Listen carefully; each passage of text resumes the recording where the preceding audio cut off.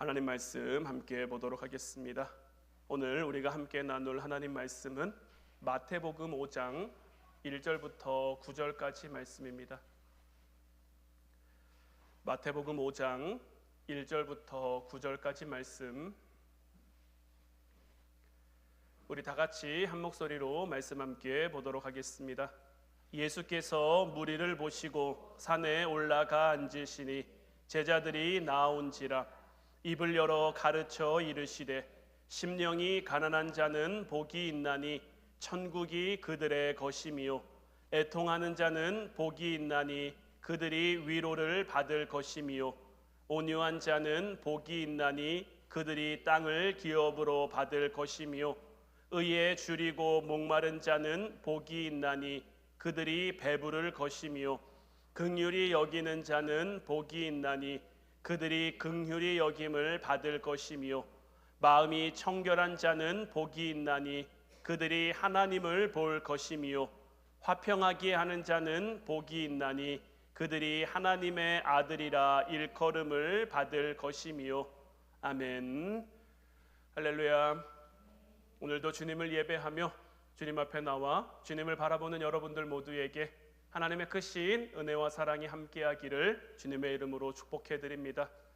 오늘 이 시간에는 화평하게 하는 자는 복이 있나니, 예수님이 우리에게 주신 팔복의 말씀 가운데 7번째 복을 함께 나눌 시간입니다. 우리가 이 말씀을 함께 나눌 때에 주님께서 우리에게 약속하신 이 모든 축복이 여러분들의 삶을 통해 온전히 나타날 수 있기를, 그 복을 온전히 누리는 여러분들 될 수 있기를 주님의 이름으로 축원해 드립니다. 우리가 지금 사순절 기간을 보내고 있죠. 사순절은 예수님의 그 십자가 고난을 우리가 기억하며 묵상하며 경건하게 보내는 절기인데, 자, 예수님께서 십자가에 못 박힌 후에 예수님의 제자들은 어떠했습니까? 예수님의 제자들은 예수님을 십자가에 못 박았던 그 유대 군중들이 예수님을 십자가에 못 박은 것처럼 자기들도 핍박하지 않을까, 자기들도 박해하지 않을까 싶어 뿔뿔이 흩어졌다가 은밀히 이들이 다시 모이게 됐는데, 요한복음 20장 19절 말씀을 보면 이날 곧 안식 후 첫날 저녁 때에 제자들이 유대인을 두려워하여 모인 곳의 문들을 닫았더니 예수께서 오사 가운데 서서 이르시되 너희에게 평강이 있을지어다. 제자들이 뿔뿔이 흩어졌다가 이제 그들의 어떻게 보면 비밀 아지트 같은 곳에 다시 모여서 이들이 문을 굳게 닫고 은신하고 있었단 말이에요. 이때 제자들의 마음이 어떠했을까요? 말씀에도 기록되어 있는 것처럼 제자들이 유대인들을 두려워했죠. 그들의 마음 가운데는 두려운 마음이 컸습니다.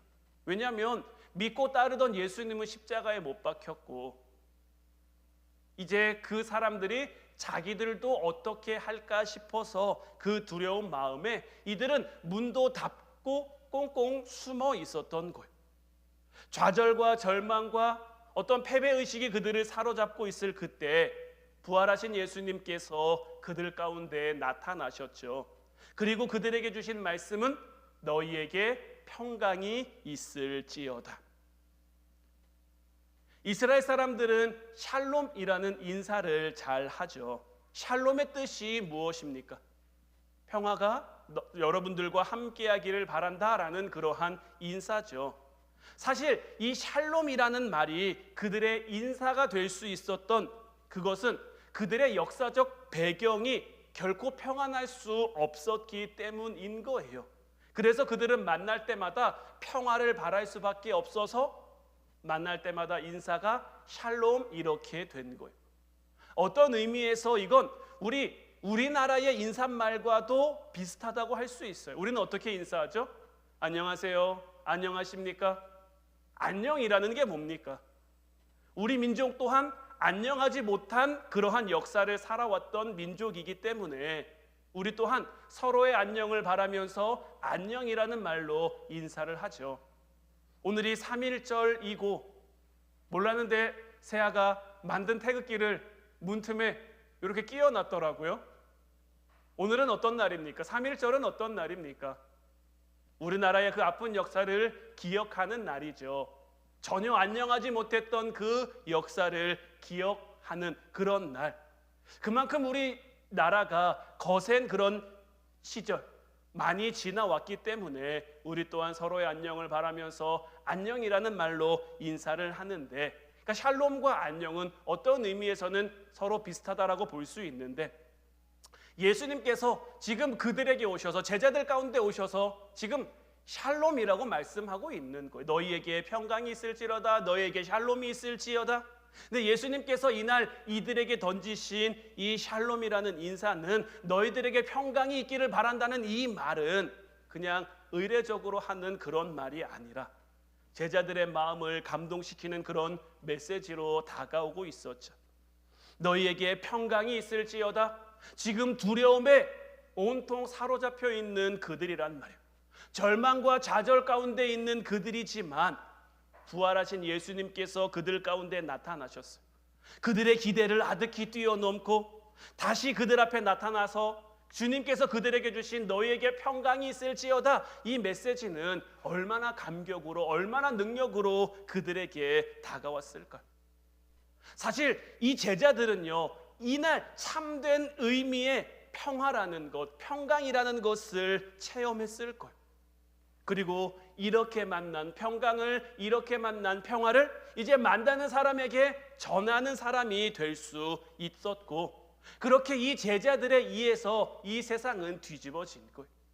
예수님께서는 이 땅에 오셔서 십자가를 지심으로 어떻게 보면 이 땅의 흐름을 바꿔놓으신 거죠. 죄악된 곳으로 갈 수밖에 없는, 멸망의 곳으로 갈 수밖에 없는 이 땅의 어떤 흐름을 이제 하나님께로 나아갈 수 있는 그 길을 열어주신 것, 그 흐름을 바꿔놓으신 거고, 이 바뀐 흐름으로 나아갈 수 있도록 이 제자들이 나가서 일한 거예요. 주님의 보내심과 주님의 파송을 받아 이들이 나아간 거고, 이렇게 그들은 화평하는 자가 되게 돼요.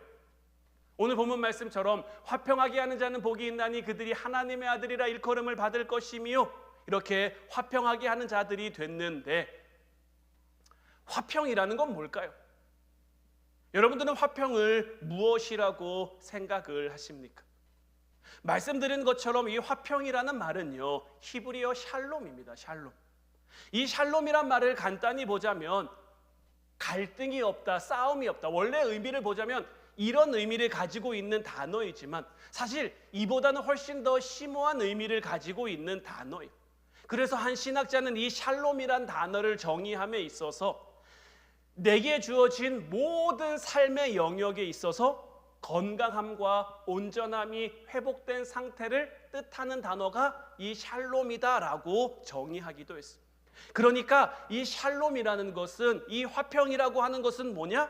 하나님의 축복을 온전히 경험하는 삶의 모습이라고 할 수 있을 거예요.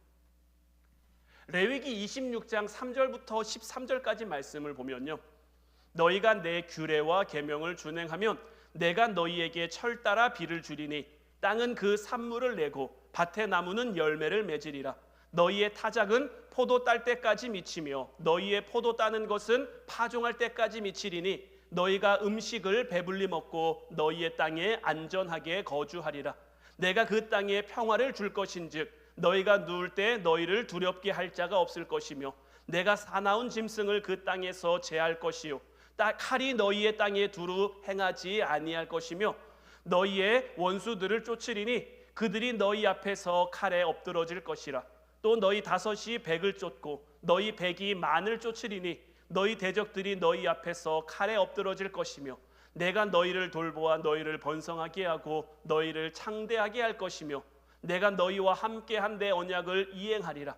너희는 오래 두었던 묵은 곡식을 먹다가 새 곡식으로 말미암아 묵은 곡식을 치우게 될 것이며 내가 내 성막을 너희 중에 세우리니 내 마음이 너희를 싫어하지 아니할 것이며 나는 너희 중에 행하여 너희의 하나님이 되고 너희는 내 백성이 될 것이니라. 나는 너희를 애굽 땅에서 인도해내어 그들에게 종된 것을 면하게 한 너희의 하나님 여호와이니라.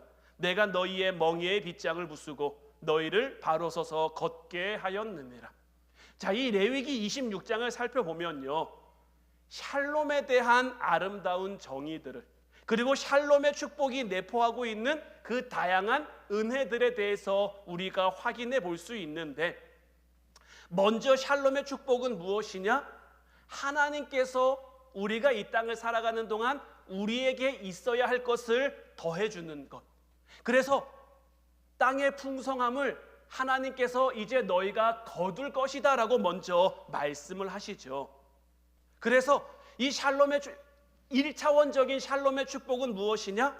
하나님께서 내 삶에 필요한 것을 공급해 주시는 복이, 그래서 내가 내 삶 가운데 평화와 안녕을 누리는 것이 샬롬의 축복이라고 할 수 있을 것이고요.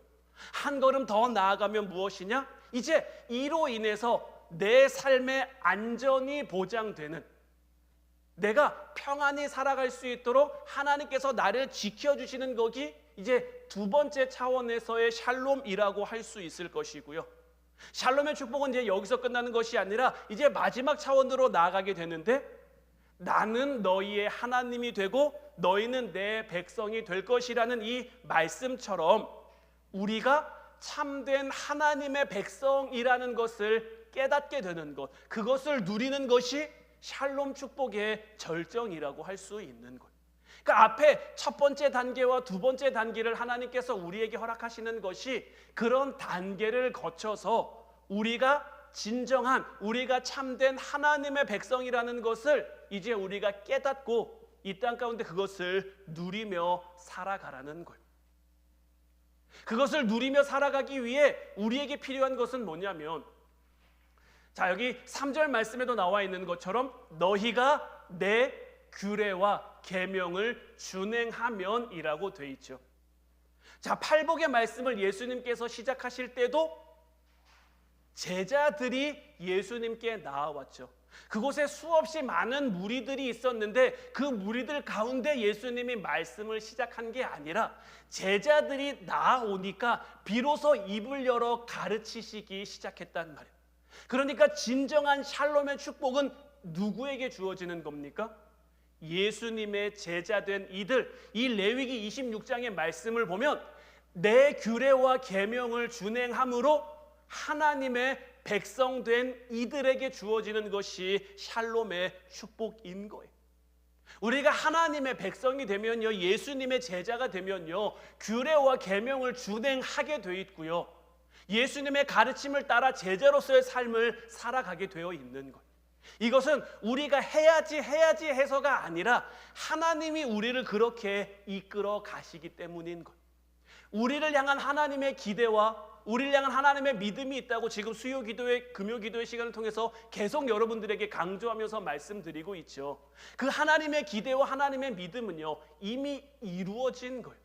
이미 이루어졌는데 오늘의 나는 아직 거기에까지 도달하지 못한 거죠. 가는 과정에 있는 거고 가는 도중에 있는데, 이 가는 그 길과 걸음을 하나님이 이끄셔서, 성령 하나님이 우리 가운데 역사하셔서 우리가 끝내 75세의 아브라함을 향해 너는 믿음의 조상이 될 거다, 여러 민족의 아버지가 될 거다. 그때 아브라함에게는 자녀가 없었지만 하나님께서는 이미 아브라함을 통해 이루어진 그 여러 민족을 바라보고 계셨던 거고, 아브라함을 통해 이루어질 그 역사를 기대하고 계셨던 거고, 아브라함이 하나님의 뜻을 따라 하나님 말씀에 순종하며 그 길을 걸었더니 끝내 믿음의 조상이 된 거고, 끝내 여러 민족의 아버지가 된 거고. 자, 이 샬롬의 축복이 1단계, 2단계, 3단계를 통해서 우리가 생각해 보면, 먼저 하나님이 아브라함을 부르심으로 그를 이끌어내셨단 말이에요. 이때 아브라함은 아직 하나님을 잘 모르죠. 하나님이 약속을 주셨지만, 그래서 막연한 기대를 가지고 있기는 하지만 하나님이 어떻게 이루실지 잘 모르니, 그래서 하나님께서는 아브라함이 가는 곳마다 그를 축복하십니다. 그가 평안히 살 수 있도록, 그가 안전히 살아갈 수 있도록 그에게 재물도 주시고 그에게 건강도 주시고 그 길을 끝까지 걸을 수 있는 그 모든 것들을 허락해 주신단 말이에요. 그래서 그의 삶이 먼저는 육신적으로 평안할 수 있도록, 심적으로 평안할 수 있도록, 그래서 하나님 되심을 깨달으니까 그 후는 어떻습니까? 독자 이삭을 하나님께 드리라고 해도, 독사 이삭을 하나님께 바치라고 해도 그것이 그의 삶에 걱정이 되는 게 아니라, 근심이 되는 것이 아니라 이 또한 하나님이 이루실, 내게 이 이삭이라는 아들을 주신 분이 하나님인데, 이 이삭을 내가 얻기까지 내가 한 것은 하나님 하나도 없는데 오롯이 하나님이 다 하신 건데, 이 이삭을 통해 하나님께서 뭔가를 하시겠다고 하니까 이 또한 하나님이 뜻이 이루어지는, 지금 당장은 이해되지 않아도, 지금은 당장 깨달아지지 않아도 하나님의 백성다운 바른 삶을 살게 되는 진정한 샬롬의 축복을 누리게 된 거죠. 그리고 아브라함으로 인해 이제 시작된 아브라함의 하나님, 이삭의 하나님, 야곱의 하나님, 그래서 야곱으로부터 12지파가 이제 이스라엘이라는 나라가 이제 세워지게 되고, 하나님께서 그들에게 메시아에 대한 약속을 주시죠. 이사야 9장 6절 말씀을 보면, 이는 한 아기가 우리에게 낳고 한 아들을 우리에게 주신 바 되었는데 그의 어깨에는 정사를 메었고 그의 이름은 기묘자라 모사라 전능하신 하나님이라 영존하시는 아버지라 평강의 왕이라 할 것임이니라. 구약 성경은 이런 삶에서 온전히 드러나는 이 온전한 평화를 가져다 줄 그 메시아에 대해서 이야기를 하고 있고, 그래서 이스라엘은 메시아를 기다렸죠. 근데 사실 이들이 왜 메시아를 기다려야 했을까요? 이들의 삶이 하나님과 멀어졌기 때문인 거죠. 하나님과 멀어지다 보니까 하나님이 주시는 그 샬롬을, 하나님이 주시는 그 평화를, 하나님이 주시는 그 기쁨과 감사를 누릴 수가 없단 말이에요. 이스라엘은 나라는 지리적으로 여러 민족의 위협을 받을 수밖에 없어요. 뭐 블레셋이나 암몬이나 모압이나 여러 나라, 후에 이제는 뭐 아수르나 바벨론이나 여러 나라의 위협을 받을 수밖에 없지만, 사실 하나님께서는 이미 그들에게 샬롬의 축복을 주셨단 말이에요. 아까 레위기 26장에도 나와 있는 것처럼 너희가 내 규명을 지키고 내 규례를 따르고 내 말을 잘 듣고 행하면 내가 너희들의 하나님이 돼서 열이 백을 쫓고 백이 만을 쫓을 것이다 라고 말씀해 주셨는데, 그 말씀이, 이들의 말씀이, 그러니까 그들이 하나님의 백성다운 삶을 살지 못하니까 샬롬의 축복을 다 잃어버리게 된 거예요. 그들 스스로는 아무리 회복하려고 해요. 그러나 회복이 됩니까? 안 되죠. 그러니까 약속으로 주신 이 말씀만 막연하게 기대하고 메시아만 오면 우리의 모든 것이 회복될 것이다, 우리의 모든 것이 좋아질 것이다. 그래서 이스라엘 백성들은 메시아를 기다렸단 말이에요. 그리고 예수님이 탄생하시던 날 누가복음 2장 14절 말씀을 보면, 호련히 수많은 천군이 그 천사들과 함께 하나님을 찬송하여 이르되 지극히 높은 곳에서는 하나님께 영광이요 땅에서는 하나님이 기뻐하신 사람들 중에 평화로다 하니라.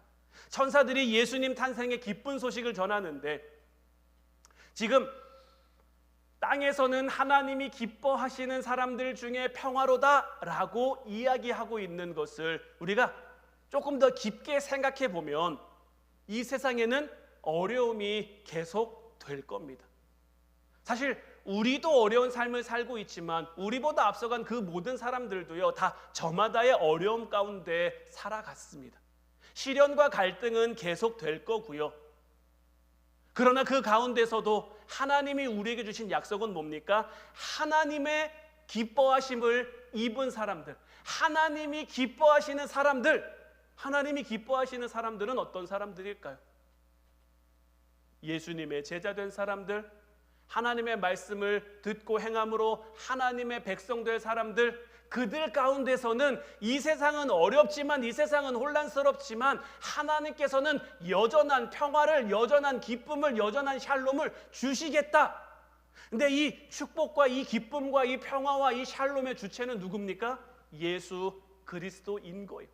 우리 힘으로는, 우리 스스로는 이것을 차지할 수, 이것을 만들 수가 없어요. 그래서 하나님께서는 예수님을 우리에게 보내주신 거예요.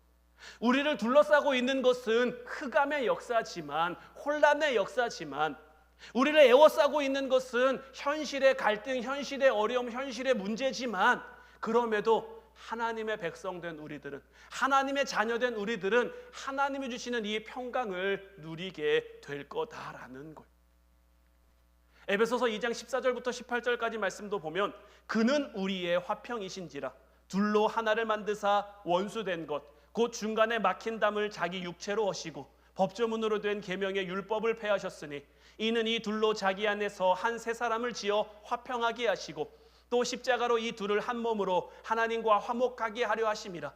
원수된 것을 십자가로 소멸하시고 또 오셔서 먼 데 있는 너희에게 평안을 전하시고 가까운 데 있는 자들에게 평안을 전하셨으니 이는 그로 말미암아 우리 둘이 한 성령 안에서 아버지께 나아감을 얻게 하려 하심이라. 예수 그리스도를 통해 하나님과 우리 사이, 죄가 우리 안에 들어옴으로 인해서 하나님과 우리 사이에는 가까이 나아갈 수 없는 그 틈이 생겼는데, 나아갈 수 없는 그 담이 생겼는데 예수 그리스도께서 그 담을 헐어주신 거예요. 우리가 하나님 자녀로 살아갈 수 없었는데, 하나님 백성으로 살아갈 수 없었는데 예수 그리스도가 이 담을 허물어 주심으로, 그 길을 열어 주심으로 평강을 우리에게 갖다 주신 것. 두려움의 문을 걸어 잠그고 있던 제자들이었죠. 그 제자들에게 예수님이 주신 말씀이 무엇이었죠? 너희에게 평강이 있을지어다. 이 평강이라는 말은요, 상황이 좋아졌다라는 얘기는 아닙니다. 예수님이 지금 그들에게, 제자들에게 그렇게 말씀하셨다고 그들의 상황이 달라집니까? 그들을 위협하던 유대 무리들이 그들을 좋아하게 됩니까? 예수님을 인정하지 않던 바리새인들이 예수님을 인정하게 됩니까? 그들의 삶이 안전해졌습니까? 아니란 말이에요. 상황은 달라진 게 전혀 없습니다. 그러나 오직 달라진 것이 있다면 부활하신 주님이 그들 가운데 서 계셨다는 것이고, 그 주님께서 그들을 향해 평강이 너희에게 있을지어다 라고 말씀하셨다라는 것. 참된 화평은 우리가 가진 것으로 이룰 수 있는 것이 아니라, 이 참된 화평을 우리가 뺏기는 것도 우리에게 주어진 상황이나 우리에게 주어진 환경으로 뺏기는 것이 아니라, 우리가 하나님의 자녀된 그 자리를 뺏기면, 예수 그리스도의 제자된 그 자리를 뺏기면 우리의 화평을 뺏기는 것이고, 다시 부활하신 그 주님으로 말미암아 그 주님을 통해 하나님을 바라보기 시작하면, 제자의 길 가운데, 하나님 백성으로의 길 가운데 우리가 걷고 나아가기 시작하면 삶의 모습은 아직 달라지지 않은 그런 모습이라고 할지라도, 하나님이 처음 아브라함을 부르셨을 때 그에게 주어진 것은 아무것도 없다고 할지라도 하나님이 그를 향해 기대와 믿음을 가지고 있었던 것처럼, 동일하게 하나님께서 여러분들 한 사람 한 사람을 향해 기대와 믿음을 가지고 계신 거고, 우리가 그것을 믿으면, 그것을 의지하면, 그것을 바라보면 참된 기쁨과 평안과 어떤 평강을 누릴 수 있게 되는 거죠. 그래서 오늘 말씀처럼 화평하게 하는 자는 복이 있나니 그들이 하나님의 아들이라 일컬음을 받게 된다라는 거죠. 화평하게 하는 자가 된다라는 것은 단순히 우리의 성격이 좀 유해지거나 온순해지거나 그래야 된다라는 말이 아니라, 이제 예수 그리스도로 말미암아 우리는 하나님과 화목한 사람이 되었죠. 하나님께 나아갈 수 있는 사람들이 되었단 말이에요. 그러면 우리는 이제 그 화목을 이 세상 가운데 흘려보낼 수 있어야 되는 거예요. 하나님께서 우리를 용서하셨음을 알고 이제 우리도 용서할 줄 아는 사람, 하나님과 화해를 이룬 자로서 그 화해를 이 땅 가운데 전할 수 있는 사람이 되어야 하는 거죠. 말씀드린 것처럼 이 세상은 여전히 혼란과 갈등과 분열로 가득합니다. 때로는 가정 안에도, 때로는 교회 안에도, 때로는 우리가 살아가는 이 시대와 이 세상 가운데도 늘 긴장은 있게 마련이죠. 그러나 우리가 기억해야 될 것은 무엇입니까? 우리는 하나님께서 기뻐하시는 자들이고, 여러분들 한 사람 한 사람은 하나님이 너무나 사랑하시는 그 사람들이고, 이런 우리에게 하나님께서는 예수 그리스도를 통한 평화를 우리에게 허락해 주신다라는 것. 오늘도 우리 안에 계신 주님을 바라볼 수 있는 여러분들 되시기를 주님의 이름으로 축원해 드립니다. 여전히 우리도 문제 가운데 있지만, 여전히 우리도 어려움 가운데 있지만, 그래서 우리도 온갖 문을 다 걸어 잠그고 꽁꽁 숨어버리고 싶은 그런 마음이 들 때도 있지만, 이런 우리를 향해 찾아와 주셔서 너희에게 평강이 있을지어다 말씀해 주시는 그 주님을 온전히 우리의 마음에 모실 수 있는 여러분들 되시기를 주님의 이름으로 축원해 드립니다. 그러므로 말미암아 주님이 주신 그 평강을 누리고, 그 평강을 이제 우리의 삶의 자리에, 우리의 가정 가운데, 이 교회 가운데, 그리고 우리가 맡겨진 삶의 자리를 통한 이 세상 가운데로 흘려보낼 수 있는 참된 화평의 사람으로 서가는 저와 여러분들 모두가 될 수 있기를 주님의 이름으로 축원해 드립니다. 기도하겠습니다.